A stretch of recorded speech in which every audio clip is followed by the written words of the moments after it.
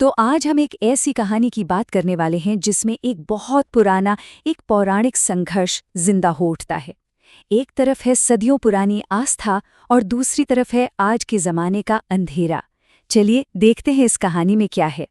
कहानी की शुरुआत होती है एक बहुत ही गहरे सवाल से, एक ऐसी पुकार जो सदियों की खामोशी को तोड़ती है, और यहीं से पूरी कहानी आगे बढ़ती है।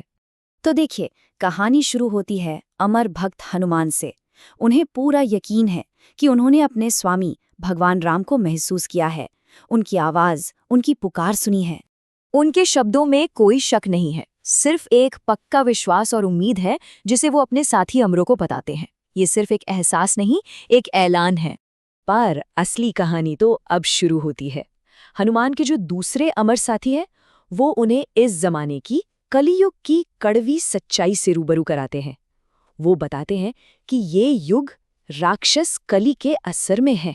यहाँ पर ना हमें एक बहुत बड़ा फर्क देखने को मिलता है।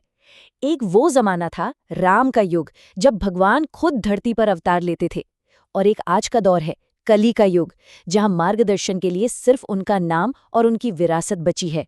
तो फिर सवाल ये उठता है कि हनुमान ने जो महसूस किया वो आखिर था क्या? अब उनके सामने दो बिल्कुल अलग अलग बातें रखी जाती हैं, जिससे ये राज और भी गहरा हो जाता है। और हनुमान का यही सवाल, यही उलझन पूरी खोज की वजह बन जाती है। इसी सवाल का जवाब ढूंढने के लिए कहानी आगे बढ़ती है। तो पहली थ्योरी, जो थोड़ी होपफुल है, वो ये है कि हनुमान ने जो महसूस किया वो असल में कल्कि अवतार के आने का एक दिव्य संकेत था। इसे रुद्र प्राण कहते हैं। समझिए कि ये खुद महादेव की एक पवित्र वाइब्रेशन है, एक ऐसी शक्ति जो तब जागती है जब विष्णु का कोई अवतार अपना रास्ता बनाने वाला होता है। लेकिन एक दूसरी बहुत डरावनी संभावना भी है कि हनुमान का ये अनुभव सच था ही नहीं, बल्कि एक धोखा था, एक भ्रम जिसे राक्षस कली ने उन्हें भटकाने के लिए रचा था। तो इन सब घटनाओं को देखते हुए उनके साथी एक नतीजे पर पहुंचते हैं।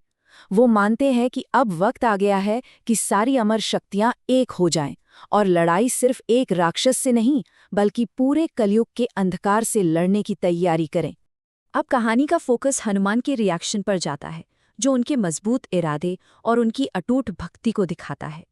और देखिए, ये एक लाइन ही सब कुछ बयां कर देती है। इतनी चेतावनियों के बाद भी, इतने कन्फ्यूजन के बाद भी हनुमान की भक्ति में कोई कमी नहीं है। उनके लिए तो बस प्रभु का आदेश ही सब कुछ है।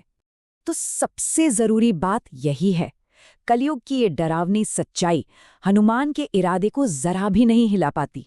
उनके लिए तो अपना धर्म निभाना सबसे ऊपर है, और वो है सेवा करना, फिर चाहे हालात कैसे भी क्यों ना हो। अब कहानी उस मोड़ पर पहुंचती है जहां इस युग का जो खतरा है वो सिर्फ एक सोच नहीं रहता, बल्कि उसे एक आवाज और एक चेहरा मिल जाता है।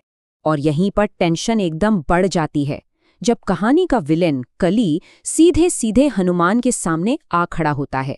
राक्षस कली अपने बड़े बड़े दावों से माहौल को और भी डरावना बना देता है। वो साफ साफ कहता है कि ये युग उसका है, यहाँ पुराने देवताओं के लिए कोई जगह नहीं। और राक्षस कली का ये आखिरी बयान कि ये मेरा युग है, उसके घमंड और उसकी ताकत को पूरी तरह से जाहिर कर देता है। और आखिर में बस एक सवाल रह जाता है, एक ऐसा सवाल जो सोचने पर मजबूर कर देता है। जब सदियों पुरानी अटूट आस्था का सामना एक ऐसी दुनिया से हो जो पूरी तरह बुराई की है, तो जीत किसकी होगी?